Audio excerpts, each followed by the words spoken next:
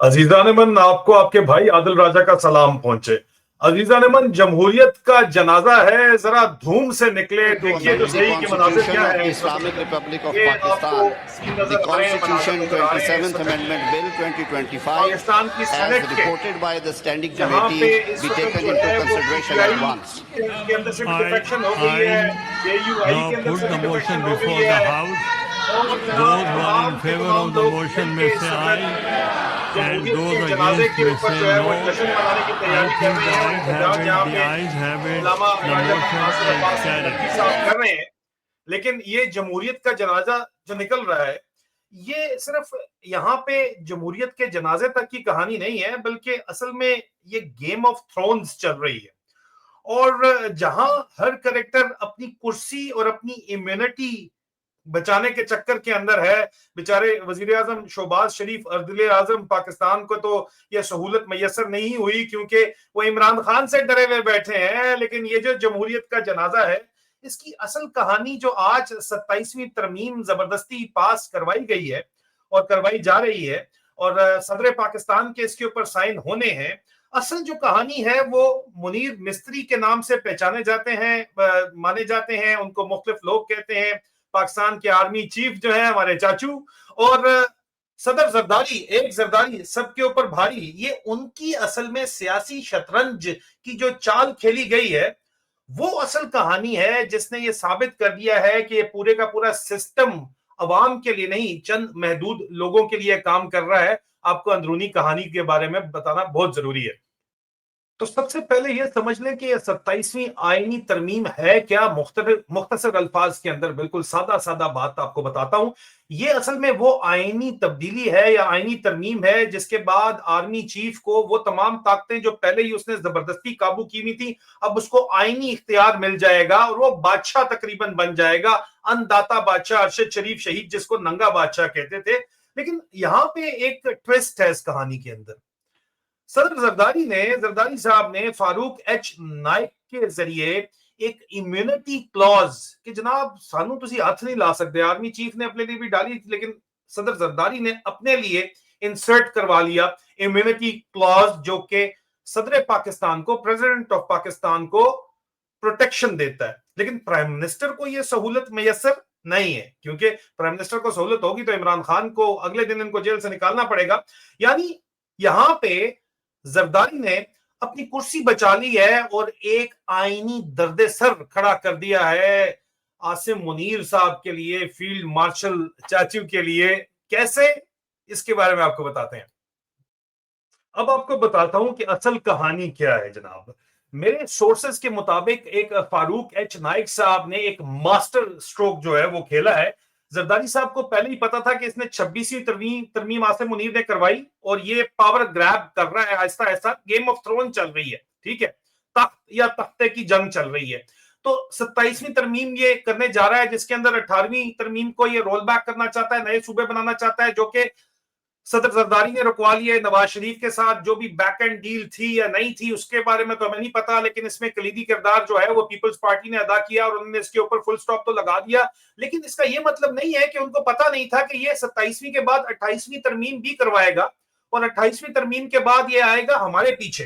तो उन्होंने जो है अपने लिए 28वीं तरमीम से पहले इसको आसिम मुनीर को फिक्स करने के लिए सबसे पहले तो जनाब एनएफसी अवार्ड ने कहा जी वापस नहीं जाएगा और नए सूबे इस वक्त नहीं बनेंगे। और अगर ये 28वीं तरमीम में जाएगा तो उससे पहले उन्होंने सदर के लिए इम्यूनिटी ले ली है, क्योंकि जो सदर जरदारी है उन्होंने जो मूव खेला है वो खामोशी से ये कहा जाता है कि 27वीं तरमीम के अंदर इम्यूनिटी क्लॉज डाली गई है, जिसके नतीजे में जो फ्यूचर प्लान था मिस्त्री का फ्यूचर प्लान क्या था। मिस्त्री का फ्यूचर प्लान ये था कि वो खुद उसके अपने जराये के मुताबिक जो हमें खबरें मिली है सदर बनना चाहता है और इम्यूनिटी के मजे तो वैसे भी ले ही रहा है और लेना चाहता है। लेकिन सदर जरदारी ने उसको जो है वो साइड पे आके एक नई गेम डाल दी। और नई गेम उसने क्या डाली कि जनाब उसने अपने लिए जो है इम्यूनिटी डाल दी और साथ ही अगली डिमांड भी रख दी है, जिसकी वजह से फौजी बहुत सख्त इसके ऊपर तपे हुए। इस वक्त जरदारी साहब के ऊपर भी फौजी बहुत ज्यादा तपे में, आईएसआई बहुत ज्यादा तपी हुई है, मिलिट्री के रैंक्स कहते हैं कि यार ये क्या कहानी होगी, ये तो नहीं होना चाहिए था। वो कहते हैं कि क्लॉज जो है ये जरदारी, एक जरदारी सबसे भारी, मिस्टर 10%, इस किस्म की बातें उनके बारे में करते हैं कि यार ये इसको फेवर करती है और ये नहीं होनी चाहिए थी दरमियान में। आईएसआई को बहुत ज्यादा जो है वो फारूक एच नाइक के ऊपर गुस्सा है, और जो मिस्त्री कैंप है वो ये समझता है कि Pakistan people party PPP camp ने उन्होंने चेकमेट कर दिया, ठीक है। आईएसआई का इंटरनल विंग के जो सेक्टर कमांडर हैं उन्होंने डंडा डोली प्रोग्राम करके भेड़ बकरियों की तरह पहले इकट्ठा किया, जो पार्लियामेंटेरियंस थे, एमएनए और सेनेटर्स, उनको रात के खाने अलग खिलाए गए और सुबह के नाश्ते अलग कराए गए। और मुझे याद आया कि हमेशा से इस तरह ही होता चला है, मुख्तलिफ होटल्स के अंदर इनको बंद करते हैं और ये पास करवाते हैं अमेंडमेंट्स। 27वीं तरमीम पास करानी है और आज के दिन ही पास करवानी है, ये टारगेट था। और इस वक्त तक जब हम बात कर रहे हैं तो लग ये रहा है कि 27वीं तरमीम जो है वो तकरीबन पास हो चुकी है। सिर्फ एक दस्तखत इसके ऊपर रहते हैं, एक फॉर्मेलिटी रहती है, जो कि पावर सदर जरदारी के पास है, और दस्तखत के बदले उन्होंने अपनी इम्यूनिटी पक्की कर ली है और अपना डंडा तैयार कर लिया है, ये कहा जाता है। और पीपल्स पार्टी और नून लीग जो है, अब नून लीग को भी उन्होंने कंट्रोल इस तरमीम से सदर को इम्यूनिटी देके कर लिया है, और अपनी भी सेफ्टी वॉल्व, अपने लिए सेफ्टी वॉल्व उन्होंने बना लिया है। जो मिस्त्री का प्लान है इस वक्त, जो फील्ड मार्शल का प्लान है, वो तो इंतहाई वाज़ेह है। 27वीं तरमीम के बाद उनकी नजरें, उनकी आंख प्रेसिडेंसी के ऊपर थी, सदारत के ऊपर थी, और अल्टीमेट इम्यूनिटी जो है वो सदारत के तहत ही मिलती है, जो कि इन्होंने इस वक्त कर ली है। तो वो कहते हैं कि कोई नहीं, हम यहाँ पे जाएंगे, आर्टिकल 6 ना हमारे ऊपर लग जाए, जो इमरान खान हमारे ऊपर लगाना चाहता है, हमें टांगना चाहता है इमरान खान। यही बातचीत चल रही है ना जी, कि टांगना चाहता है इमरान खान। तो फिर इस सूरत के अंदर जो है, अब यहाँ पे जो फौरी तौर के ऊपर आउट स्मार्ट और आउट प्ले कर दिया है सदर जरदारी ने इस इम्यूनिटी डील के साथ। लेकिन ये जो है वो मास्टर स्ट्रोक इससे भी बड़ा ये है कि 28वीं तरमीम से पहले अपनी इम्यूनिटी के बाद चाहते ये हैं, मुबैना तौर के ऊपर हमारी इत्तलात के मुताबिक, कि पीपल्स पार्टी जो है वो कहती है कि आप नैब को खत्म करें, और नैब के सरबराह मिस्त्री साहब के, आसिम मुनीर साहब के उस्ताद जी हैं, जनरल नजीर भट्ट हैं इस वक्त, वो कहते हैं जी नैब खत्म करनी चाहिए, क्योंकि ये जो है वो फील्ड माउस के लिए मतलब फील्ड माउस मिस्त्री साहब नहीं, वो सॉरी माजरत, फील्ड मार्शल आसिम मुनीर साहब जो है उनकी, उनको लिमिटेड कवर जो है वो उनको पॉलिटिकल कवर प्रोवाइड करती है, पॉलिटिकल मैनिपुलेशन के लिए इस्तेमाल होती है।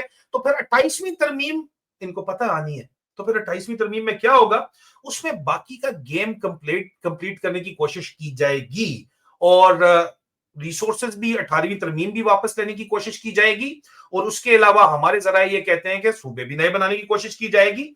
एक इनसाइडर ने मुझे ये बात की, और बहुत ही ताकतवर वो फौजी इस्टेब्लिशमेंट के इस वक्त हाजिर सर्विस जो है वो एक बहुत ताकतवर तरीन शख्स है, वो कहते हैं जरदारी इंटेलिजेंट है, उसने मिस्त्री को फिक्स कर दिया है। फौज के अंदर जो है आसिम मुनीर साहब को मिस्त्री के नाम से पुकारा जाता है, फौजी अफसरान, सीनियर फौजी अफसरान जो है वो मिस्त्री के नाम से उनको पुकारते हैं आजकल।